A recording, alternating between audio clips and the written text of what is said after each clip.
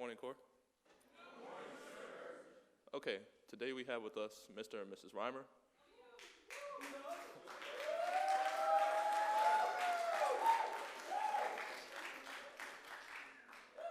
Both U.S. Air Force Academy graduates, for all you Air Force Academy scholars out there getting ready to go. Make sure you have some good questions for them, okay? So, Lieutenant Colonel retired Reimer, which is his father, served in the Air Force for a good bit of time, teaching as well at the academy. So he can help you with some questions there as far as how school is. And then Mrs. Reimer over here, she retired earlier in the Air Force to tend to her children back at home. So you have a couple questions. You have a power couple right here, and you can ask them about relationship advice issues whatsoever if you want to, okay? So without further ado, I welcome Mr. and Mrs. Reimer to the stage.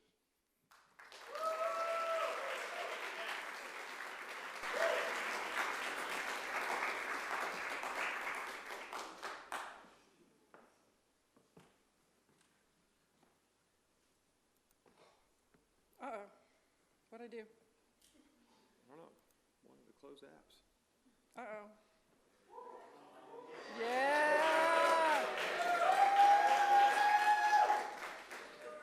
What do I do? You get us back. I'm stepping away. Never had that happen before.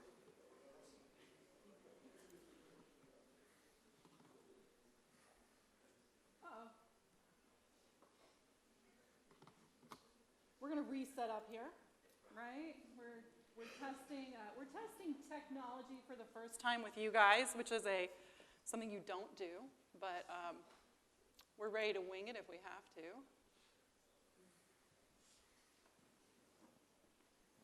Don't know where it went. You don't know where it went? I mean, here, I'll pull it over here again. They can look at Jared.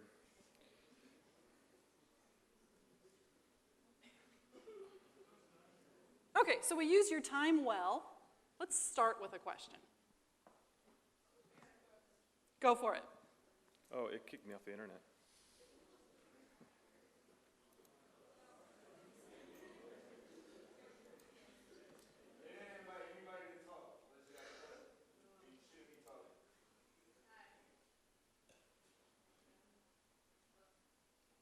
Speak up. It's okay. Our technology's not working either, so. My name is Cadet Graves. I'm a civic leader here at GMC. I'm a business major. How do you feel about Reimer being in the Army instead of the Air Force? It's phenomenal. Phenomenal? It is You're phenomenal. proud about that? Yes, yes. Yes, I think you can quickly see, the Air Force and the Army are two very distinct services. And you do very different things. And from a young age, I should have known he was Army. The things that he loves and the things that draw him are really, really great. So not a moment. I'd be disappointed if he'd gotten into the academy and went that way, because it's just not what's in his blood, so to say. Yeah, so. How's it going? I'm just going to restart. Okay, next question. Yes. Good morning. My name is Tobias Adams. I'm a state service cadet here. And my question to you all is, what made you all join the Air Force? So when I was grade school growing up, I was good at math. My dad was in the Air Force. He'd spent time in the Army and the Air Force. He said, if you're interested in the military at all, and you like math and science, you should think the Air Force, and you should think the Air Force Academy. The Air Force takes better care of your family, having that experience back and forth. I trusted that. And so by the time I made the decision of where I wanted to go, Top Gun came out, I'm like, well, I'm gonna go to the Air Force Academy. So that was the initial decision. I also knew I wasn't Apollo qualified. I didn't know if it could change, but I also knew the academy had engineering, and that was what I wanted to do if I couldn't fly. So I I said, well, I'm going to keep going. Go for it. You want to answer that too? Sure, you keep going there. Yeah. So I grew up in a very patriotic military family. We know names of family members that fought in the American Revolution. We know names of family members that fought in the Civil War, battles they were on, medals and things they earned. So I knew great-grandparents, grandparents, parents that were all in the military. So there was always that disposition to serve. And then when I was in the 6th grade, my family visited the Air Force Academy. And while we were there, the tour guide happened to say, this is a very hard school to get into. And then followed that up with saying, it's especially hard for women. And I thought, really? And it kind of drew a line in the sand for me. I've always been pushed a little bit by somebody kind of telling me, you probably can't do that. I'm like, oh, well, why not? So it planted the seed. And then when we were in high school is when Desert Storm was going on, and a lot of our peers' parents were going off. By that time, our parents were retired. And just watching that and then saying, you know, I want to be able to give my life for my country too. And so those two things came together and resulted in applying and getting accepted to the Air Force Academy.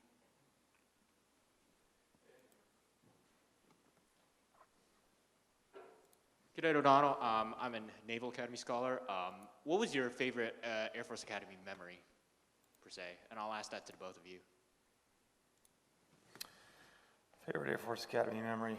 That's a good question. We're going to be back. Ooh, where'd it go? We'll finish that one, and then don't hit start now or anything like that. I think that's what I did when that thing popped up. Don't show again. Maybe that'll work. I don't. Don't scan now. Just get out of there.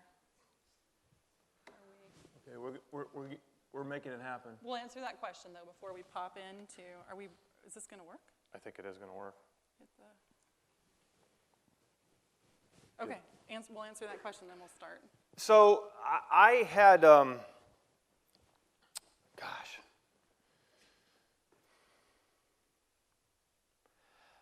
I think it was what I was telling Colonel Clayton and some of the cadets last night. You go through, in our day, a full SERE program as cadets when you were there. Survival, evasion, resistance, and escape. And the resistance portion is essentially a POW-like experience. You can't go into all of what they teach you and put you through, but it makes you feel like you are the worst person on the planet for invading their country, and they kind of play that up and all that stuff. And they're yelling at you, and they're isolating you, and they're yelling at you, and they're isolating you, and they're doing things to you mentally. They can't do anything to you physically. They would if you were really in some of those environments.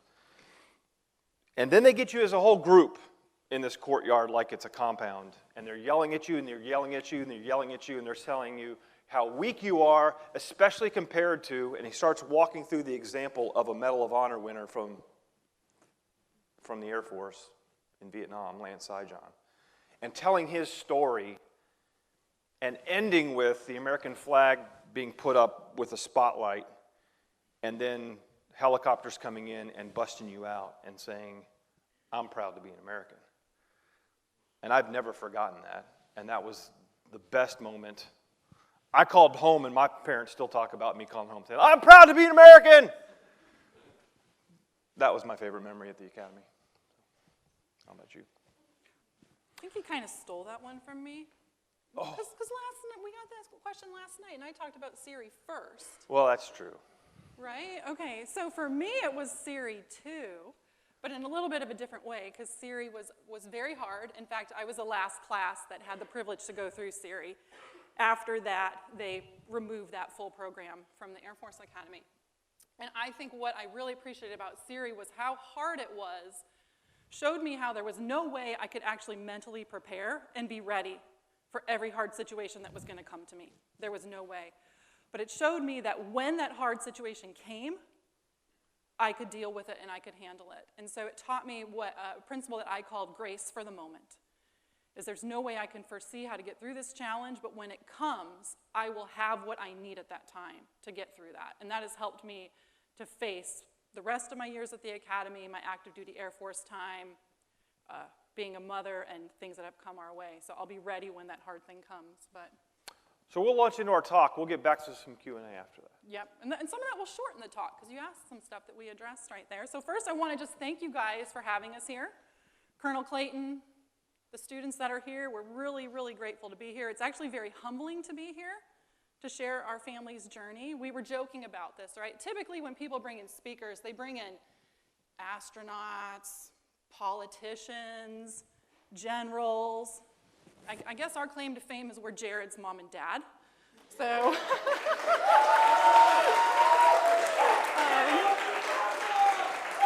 yeah. But hopefully some of what we're going to share can be an encouragement to you guys on your journey. So I don't know if any of you are familiar with the author, J.R.R. Tolkien, but I really can't give a presentation without including a quote from his works.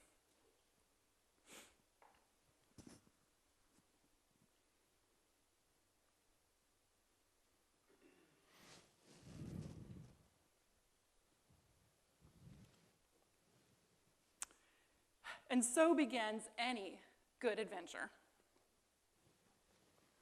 So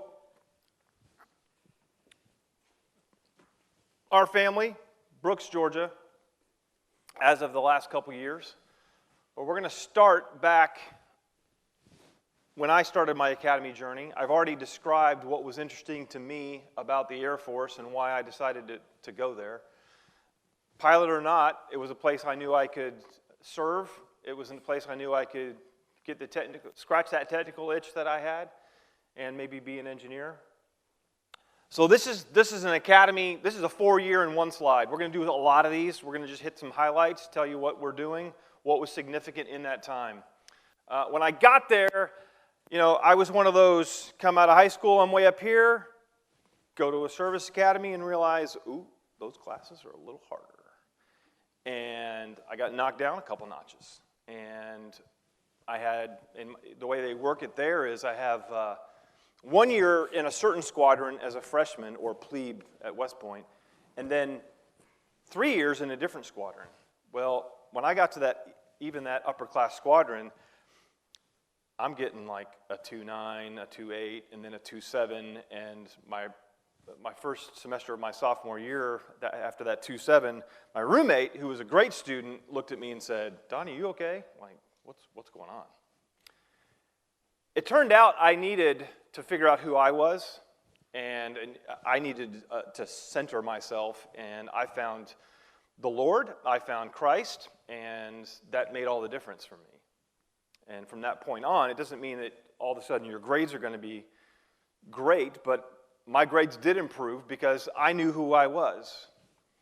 I was baptized, and I became a part of a Bible study group, and I knew this is what's most important to me.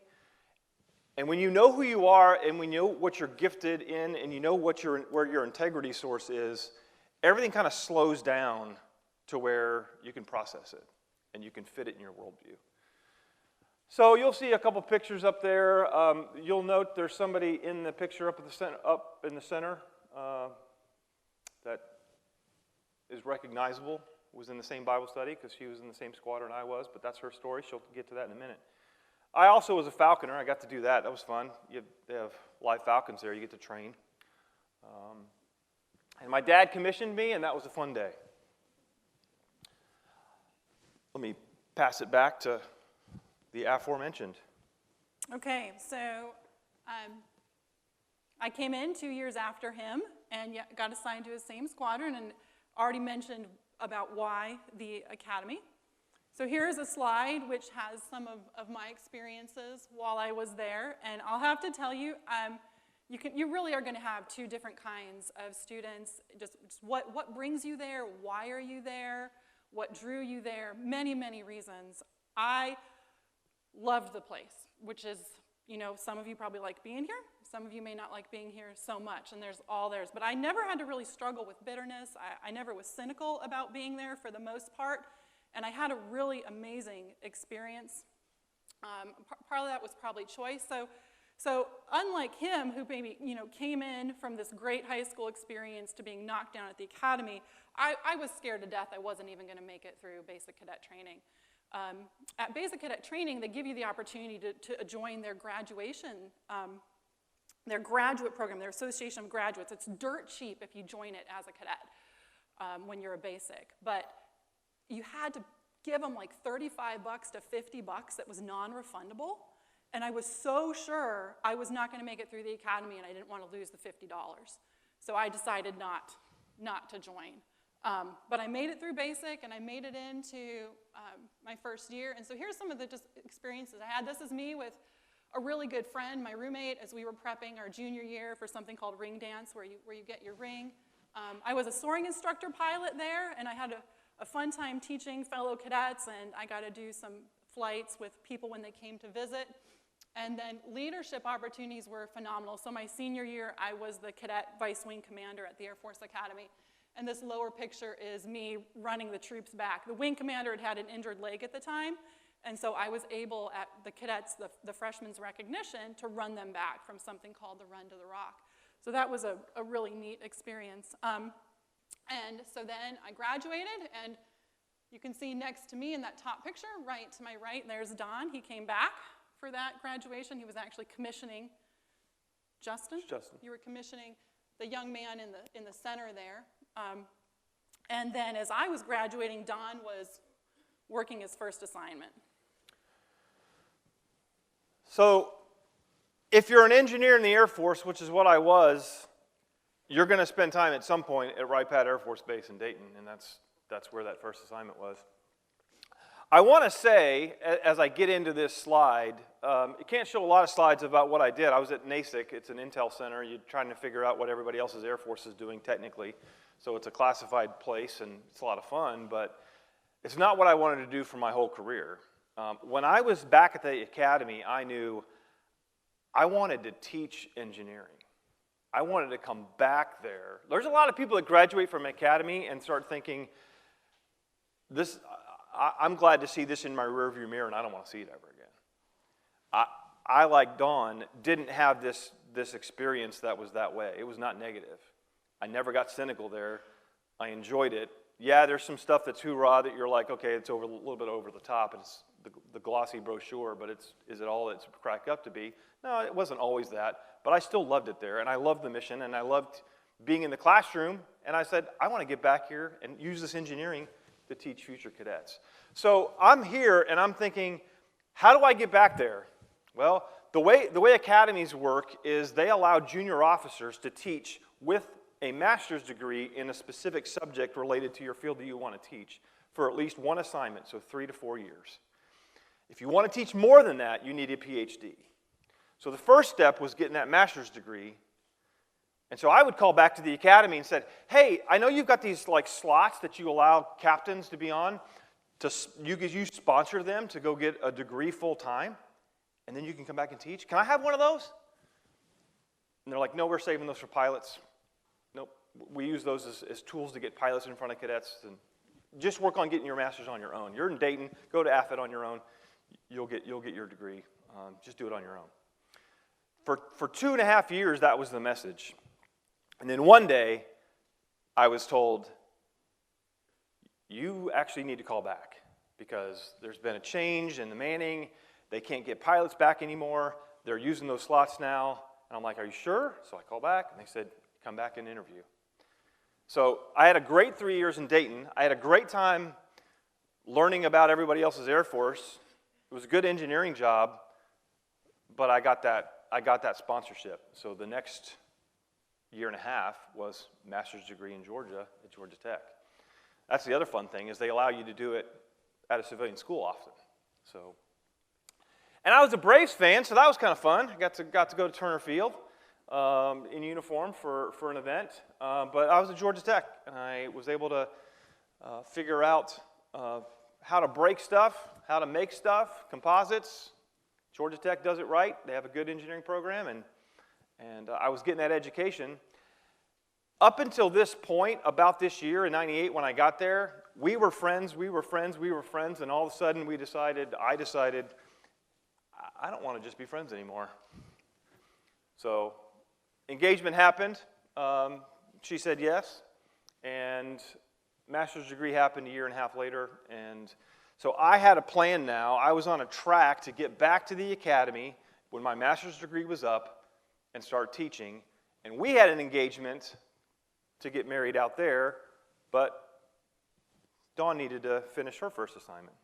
Yeah, and figure out how to get back to USAFA. So my first assignment was in Albuquerque, New Mexico at the Air Force Research Lab. So my degree at the Air Force Academy was physics, and that was my assignment. So my active duty service code was to be a physicist, scientist, physicist.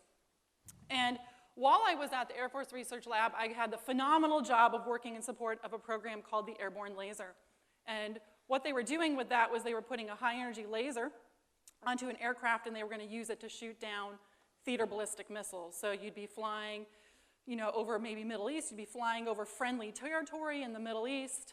Enemy country would launch a theater ballistic missile. This thing was designed to shoot it down with the high-energy laser basically on its fuel so that it would self-destruct while it was still over enemy territory, and then whatever it was carrying, a warhead or whatnot, would actually fall back down on their own country instead of on us.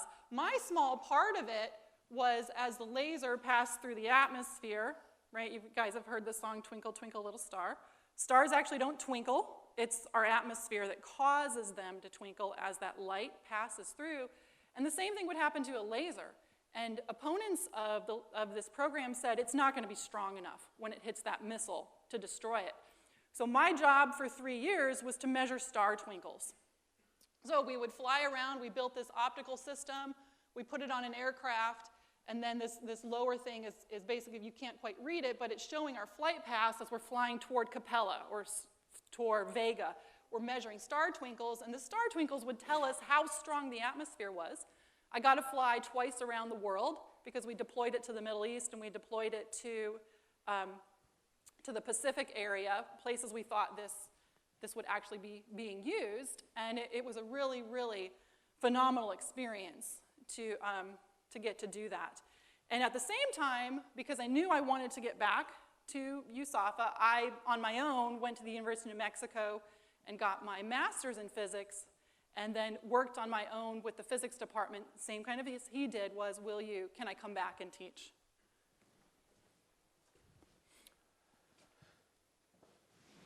So I took, 5+ years to get back to teach. Dawn took 3. She did her master's degree while she was working. I took a little bit longer to figure that out, like a full job and then master's degree. I couldn't do it at the same time. Our academic experiences at the academy, she's a little more humble about this, but she graduated extremely high. She never struggled while she was actually at the academy in academics. I had to go through my experience and figure that out, and eventually graduated well enough to go do all this. When I got here, this was definitely the 3 big things happened. I got married, I got to teach, and I got to teach with my wife because we were driving into the academy every day, and she going to physics, and I'm teaching mechanical engineering.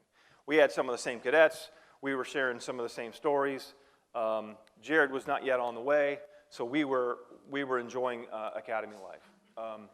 So I had great mentors, and I had great cadets that thought I could just get promoted for how well I taught, all the way up to 2-star general. But that's a little it's a little fictitious, a little not really going to happen, pie in the sky. But it was an accomplishment of a first goal of mine. But now that journey became, how do I get back and do it again? Because this is really what I wanted to do. Now, you got to understand something. It is a bit of a rose to pin on your uniform, you might say, to go teach at an academy once. But if you want to do it multiple times, if you want to get that PhD and do it a second time, like I was mentioning earlier, which is what I thought I wanted to do here, it's a bit of a Rubicon that you've got to cross. And here's what I'm saying. You take an officer out of leading troops or being at the front or having those experiences outside of academics, and you put them in academics for an extra 3 years to get a PhD, and then another set of 3 or 4 years to teach, that's wonderful for who you're developing, but it means I'm probably not who the Air Force is looking for to grow into the next 06 and above. So if you follow me, to decide to do this more than once was a bit of a decision point. But the Lord was calling me to keep doing this. I loved it. I knew I can do something with engineering afterwards. I may not be at the tip of the spear, and I may not be the highest ranking person that has ever been through the academy, but this is what I feel called to do. So I knew that's what I wanted to do. So I got to teach physics there for 2.5 years, which was great. And then I had a big decision point too, because 2 years into that is when I got pregnant with Jared. And I knew that I had gotten to the military because I'd wanted to give my life for my country. And we probably all thought through that scenario of, especially after 9/11 and what you guys have heard of 9/11, is what am I going to do if I'm the one on that plane? What am I going to do if somebody's there to take this plane down? It's going to be me. I'm going to get up, and I'm going to do everything I can to protect the people on that plane, to protect my country, to protect the nation. It's my duty. It's what I've decided to do. And it was shortly after I knew I was pregnant with Jared. I was on a trip somewhere in my service dress on that plane, and for the first time it hit me, I can't do that anymore. I'm not going to stand up and give my life for the people on this plane because I now have a child. And I realized it was time to get out of the military when I said I can't give my life for my country anymore. And so I made the decision at that point to get out. Don stayed in, and we moved to that next assignment. Yeah, and I'm going to go quickly through the rest of this. 3 years PhD. Understand she had every opportunity to do exactly what I was doing for teaching. So that was a serious decision for Dawn and us together on how do we do this.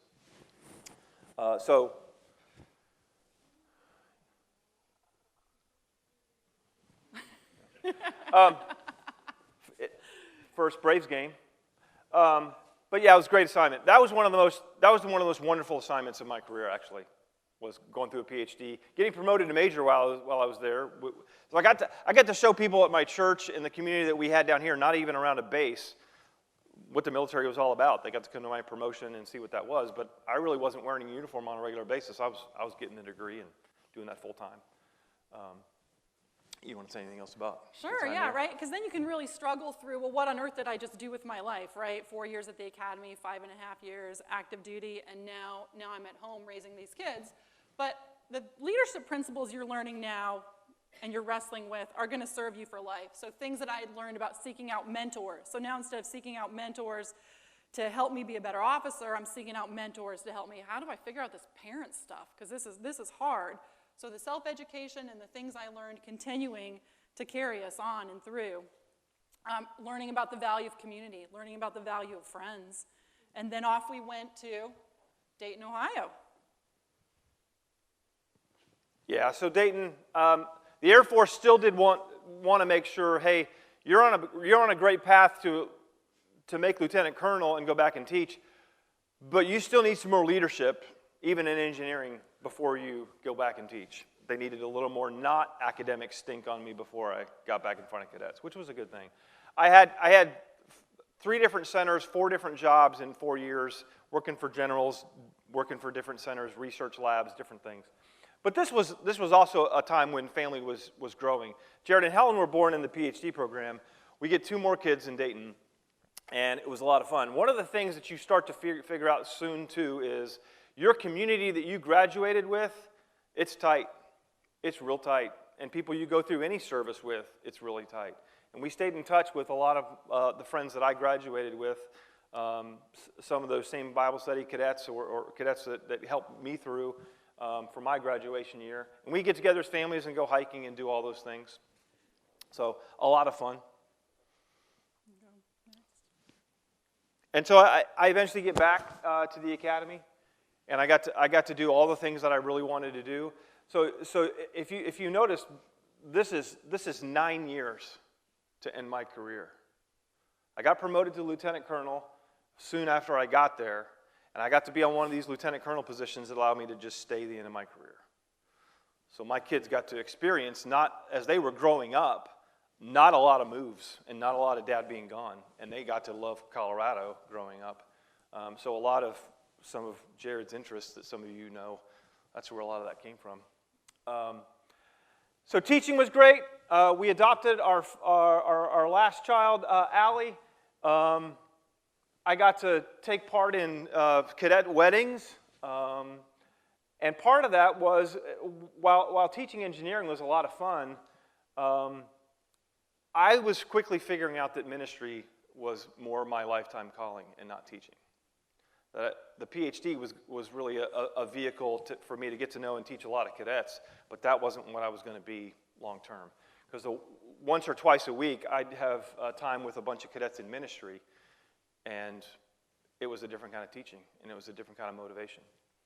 And I got to have one of those friends that was a graduate with me, who's now a one-star general, retire me, and try to figure out what does this look like after the Air Force. So my time there was spent raising a family, supporting Don, mentoring cadets, those college kids, which was really great. And it was also the first time I had to go back to where I had left the Air Force. So, right, struggling through even then, like I would say that I wasn't going to struggle with that decision. But every now and then I still have these things like, did I do the right thing to get out? Did I do the right thing to pursue this? And a couple things that really came through my mind at that time there is I think sometimes that military wants to present to you this idea that you can have it all.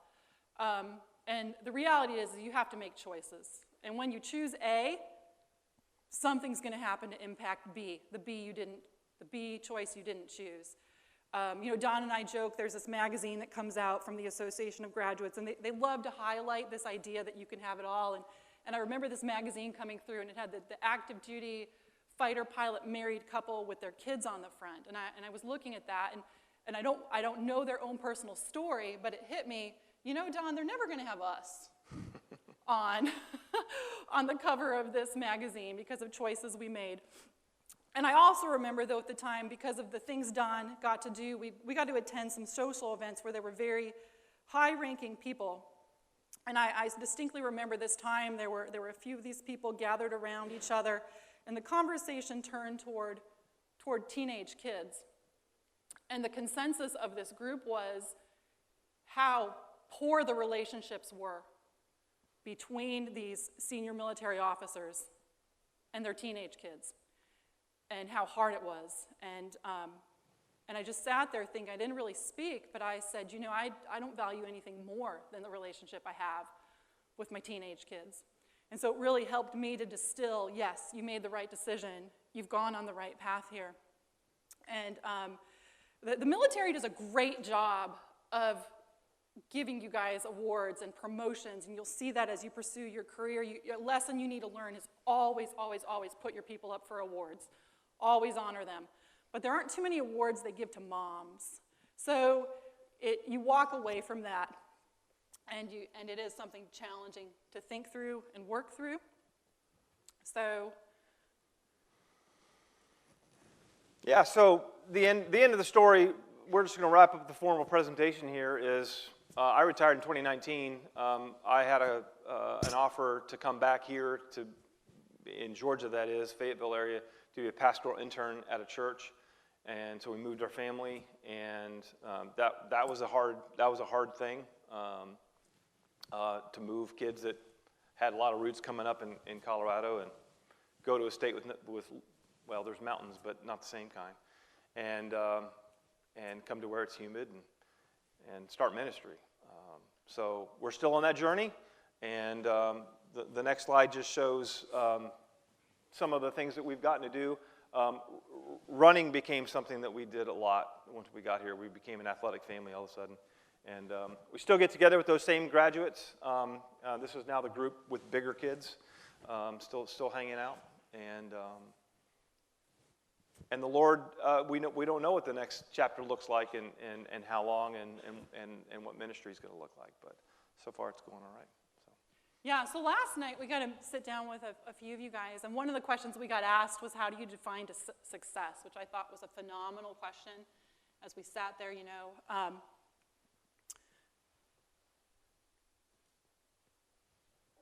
Greater love has no one than this, that someone lay down his life for his friends. And what I want you to stop and think about at the end here right now is you guys are going through hard times. You will go through hard times, whether it be here, in friendships, academically, athletically, a lot of disappointments. Maybe you didn't get the next step you thought you'd be getting, you know, where you're going next. In your marriages, with depression, alcohol, pornography, so many areas where you guys are going to be struggling. And the question is, where do you turn to in those hard times? So as we reflect back on our career and thinking about what defines success, and I think for us, success is that we know we've done it well if the people around us are turning to us in hard times. And I watched this happen again and again and again with my husband. When his peers and the people he led were struggling, they ended up in his office. They ended up knocking on his door. And I want you to think about where you're at. You already have a reputation. People already know. Can they turn to you in hard times? Are you consistent? Are you a place they want to be? So, you know, think about that. Think about what defines success for you and if you can be there. I want to end this, too, with another Tolkien quote, because it really, he has so many beautiful scenes of friendship and loyalty in his works, and no greater is this shown than by the friendship between Frodo and Samwise. "Come, Frodo," he cried. "I can't carry it for you, but I can carry you, and it is well. So up you get. Come on, Mr. Frodo dear. Sam will give you a ride. Just tell him where to go, and he'll go." Are you someone who will carry a friend through hard times? Just something to think about. So we'll sit in the appropriate chairs for the Q&A. That's the end of the formal. Sorry for the technical how do you turn delay. that one off? They don't need that. Yeah, hit that black. Yeah, there you go. They don't need Okay, that. So. thanks. The floor is yours. Yes. Tobias Adams, State Service Cadet again. I'm from Lumber City, Georgia. My question to you is, who was the most influential to you as a developing leader and as an officer?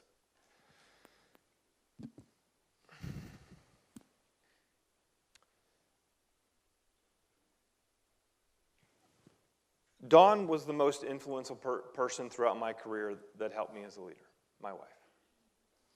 I mean, my Savior, who is a person, but on this earth, it was my wife. So it really helps to come home and be able to have a conversation about military life, and she knows exactly what I'm talking about and doesn't have to put on a new brain, right? She walked those roads, and she had people pour into her. I mean, she had a path to do a lot of great things, right? She had general officers talking to her on a regular basis, but she also saw through and could see very quickly what those decisions, what those important Samwise, throwing Frodo on his back kind of comments. And she would look at me and was like, you know who you are, you know who you want to do. So that was the most important thing to me is my wife. Now, a lot of mentors along the way, but yeah.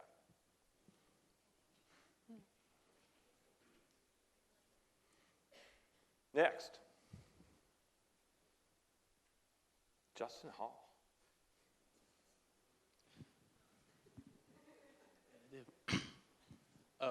Good morning. I'm Cadet Justin Hall. I'm a State Service Cadet for now. My question was, so y'all both touched on it, defining what you mean by success and how that was kind of an individual journey for each of you. So my question to each of you is, there's a lot of different, metrics and factors and stuff that people use to define that. And how would you recommend that an individual person go about finding, what matters to me and, making their career and their life reflect that? You want to take that one? Yeah, I think you've got a great gauge built within you, your conscience, right? And it's really important that you pay attention to that. Pay attention to that. And don't let it grow weary, right? Well, if you're struggling with something, how great it is that you are still struggling, okay?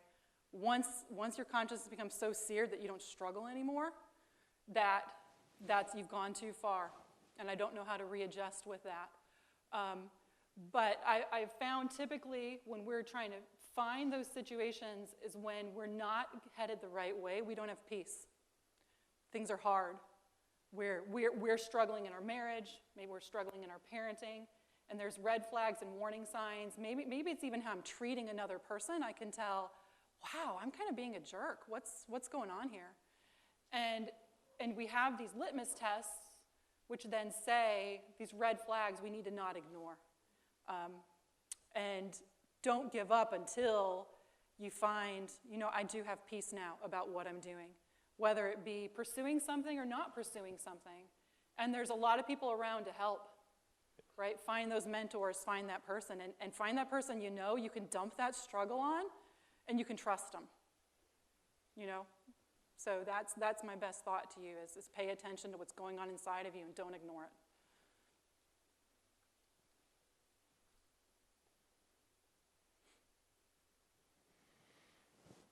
One and two, or wherever you're supposed to. Microphone in the back first, yeah. Good morning, sir. Good morning, ma'am. Thank you for being here. I am Cadet Pombo. I'm from Brewster, Massachusetts, and I'm a USAFA scholar. My question is, for me and for the rest of the USAFA scholars, could you provide any advice for us, both academically and for the physical challenges we're about to face next year at the Academy? Yeah. So physically, you're doing a lot here. You're going to be fine. It's a higher altitude, but you'll acclimate. Basic cadet training will. They know they're having to acclimate you physically there, and they do that.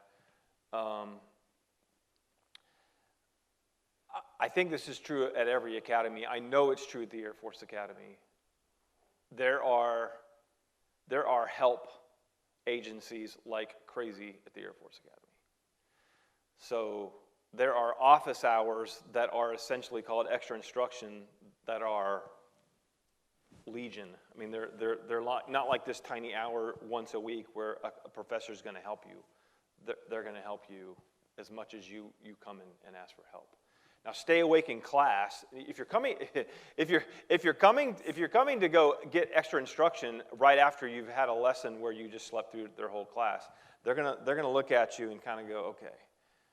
They may help you the first time, but you need to figure out your regimen to where you're able to stay awake and stay attentive. And you got to figure out who you are there, right? I mean, there's a lot. It's a buffet, okay? This is what I mean.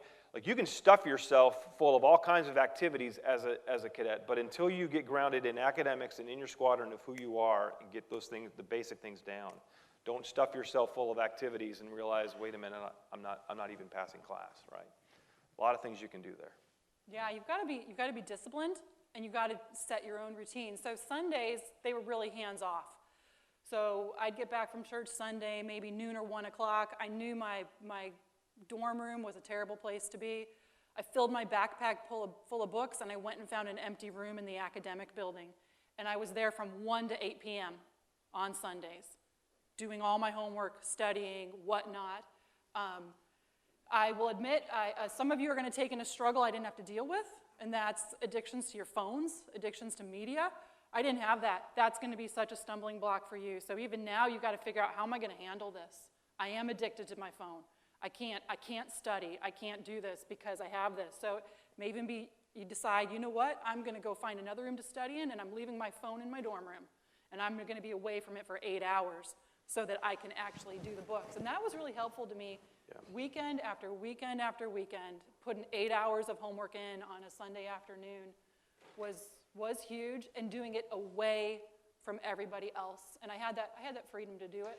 Yeah, So, I will also say, I knew many cadets that didn't come straight out of high school like me that were like y'all, coming out of a prep school. And they did very well. And they also stuck together as groups. They stayed in touch with each other as scholars, like coming out of the prep school and rallying up and saying, hey, how are you doing? Hey, how are you doing? Like, are you getting through this? Are you getting the help you need? Check up on each other. Do that. Keep a list of each other and know where each other's room is. And meet in the library, because as a freshman, you usually can't go into each other's squadrons until you get recognized. So, athletically, it's making the hard decision now. You're running now. You're working out now. You're lifting weights now. You're preparing now. Because not everybody who shows up at the academy is doing that. And where that really helps you and puts you ahead is you're going to go on these runs, and you're going to have people that start falling out. Right? So if you're prepared, you're the guy taking the other guy or gal's gun. You're the guy pushing them up the hill. You're the one saying, keep going, we can keep doing this, you can make it, right? Not being the jerk that's like, dude, you're holding us back. No, you're the one who's there saying, give me your gun. Here's some of my water, right? So if you're prepared, you can be in that situation. If you make the choice not to prepare, you're going to be the one handing off your gun. So again, it's making the hard choices now to say, I'm going to invest this time now so I can be in that position when I get there. there was one down here in the front.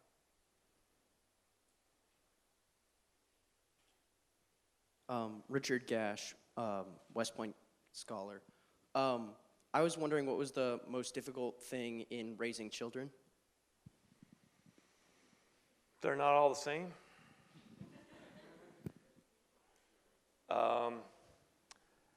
Realizing they're real people that don't have all the same interests that you do, and sort of, it's sort of a sand chart. You know what a sand chart is, where like it starts off here one way and it changes to like a taper this way, and it's tapering here and going back this way. So the authority line of going from somebody like Jared, that as he grows up, you know, it's no longer you will do this, it's hey, what do you think of this? Right? And trying to have a relationship with him and what he thinks.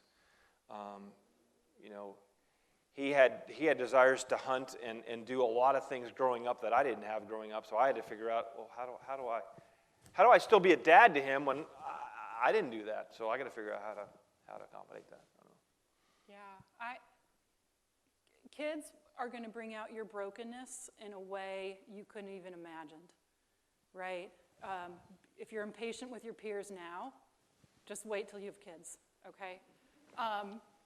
So I think the hardest thing for me was, I really had to face head on that I had an anger problem, right? I don't know if you guys ever had a parent cut loose on you, but Jared can let you know. And realizing it's not who I wanted to be.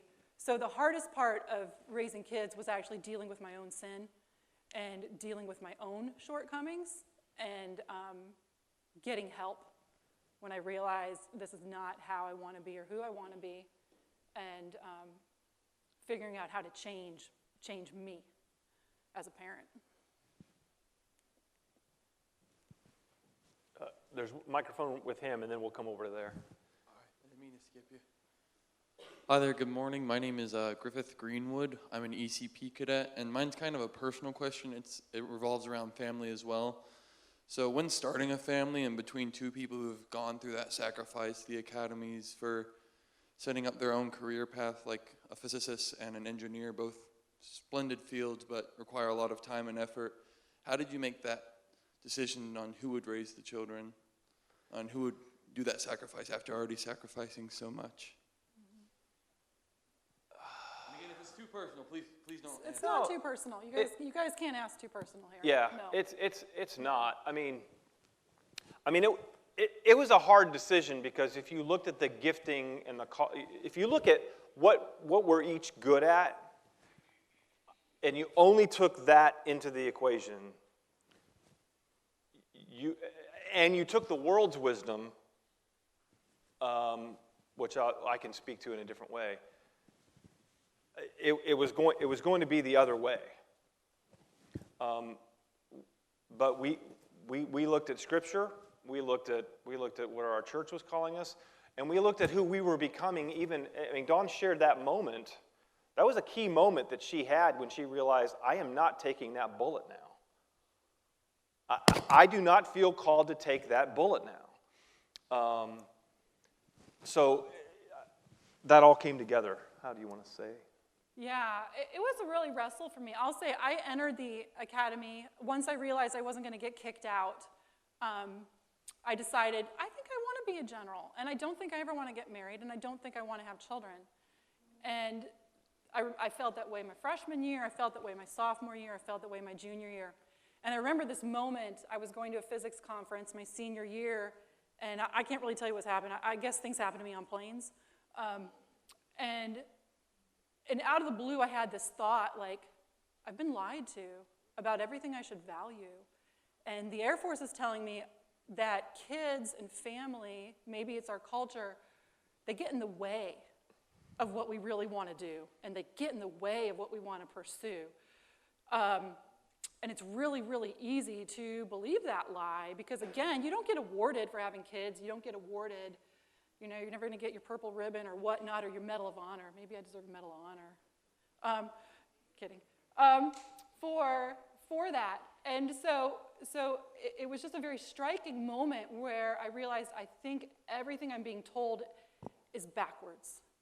And there's nothing more valuable I can do than have children and raise them. And this other stuff is in the way. This other stuff is a speed bump.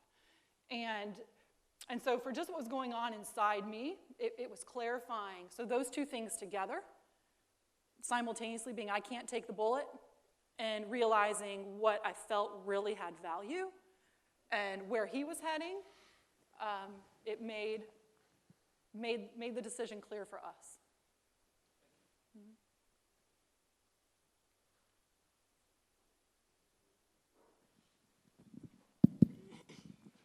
Good morning. I'm Cadet Reed. I'm an ECP Army cadet from Connecticut, and I served on the Ranger team with your son, Jared Reimer. Good times. I wanted to start with this. Thank you for sharing what you have so far, especially with how you define success, where you're going, because that's not an easy subject, so we appreciate when you tackle that sort of thing, because we put you to the test this morning. But my question was, when did you first discover Reimer's interest or fancy with bones?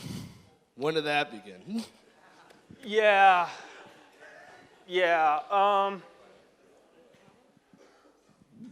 Well, we're in Colorado, and he loves outside, and he's loving hiking, and he had this knack of seeing a speck of white that doesn't look like anything from afar. It was just the redemption of things that look dead. We had a real defining moment, the two of us, and he did have this growing sense of adventure and love toward this.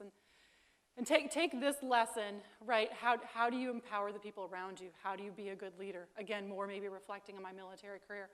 We were driving along the road, and Jared spots out the door of a minivan a roadkill skunk.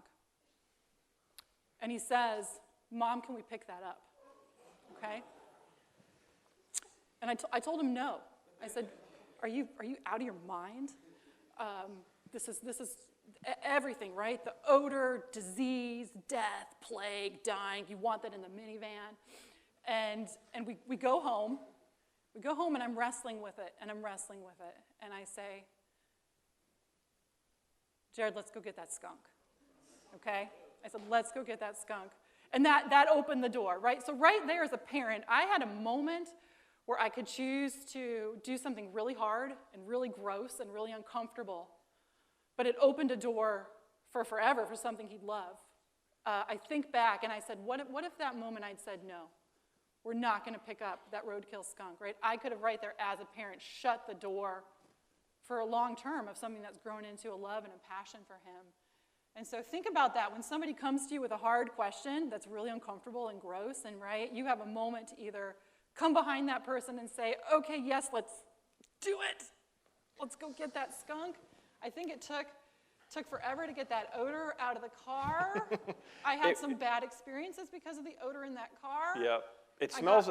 Somehow it smells like marijuana. So when you're going through the gate, the gate guard is asking you questions like, "Ooh, ma'am, can I have you pull the van over? We need to."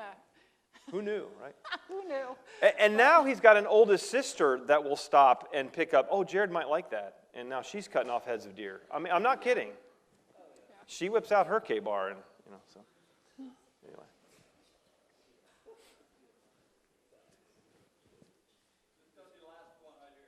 Okay. And I think if y'all don't have class, I think there's opportunities to stick around. But yeah. Good question.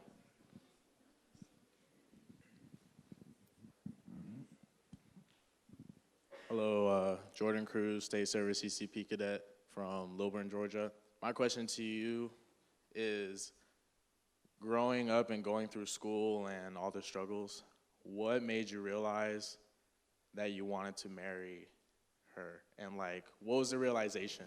Yeah, that's real good. No, that's real good. It's real practical, but it's also one of those that's not, you can't put your finger on. So we were friends at the academy when you're allowed to be friends. So basically, we were in a Bible study. She's a freshman. I'm a junior. So I'm allowed to have car rides and get her places for off-campus Bible study with other squadron mates. And in Bible study, you kind of get to know each other, but it's Grover Reimer, it's last name. It's kind of like, it's Larman and Reimer, right, talking to each other with last names only. And that world, we remember that world. And that's how it was. And then even upper class, where we're allowed to be friends or date, firstie or senior and sophomore, we're still the same way. It's like a brother-sister kind of relationship. And so we got to know each other in ways where you're going to there's no facade. We're just telling each other what we think about life. We're just going through academy life together. What do you think of this? Yeah, I don't know. I mean, so it's not like there's, we're not putting on the airs and trying to be somebody. And dating other people. And so you're going to be even more real when you know the other person's dating somebody else. And then you graduate and you realize you're in the same group of friends, and you come back and you're commissioning with each other and you're seeing each other, and that's kind of fun. And I'm in the commissioned, and I can get married, and I'm realizing I don't know any of these people, and they don't really know me.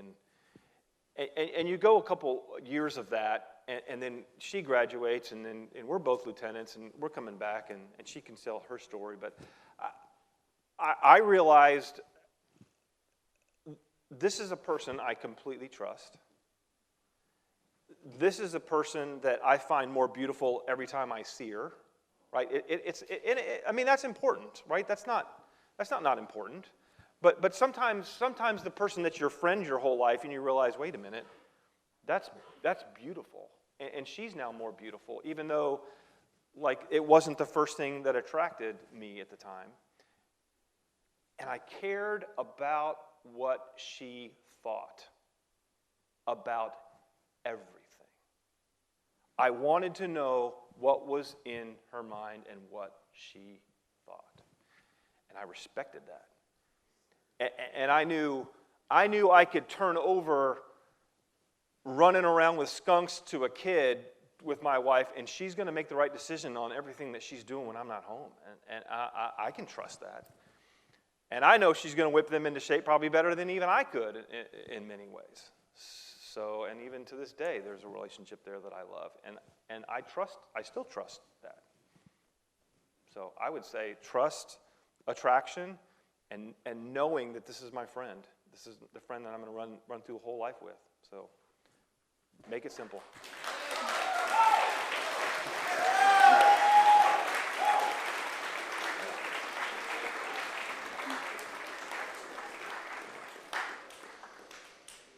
So I think that's.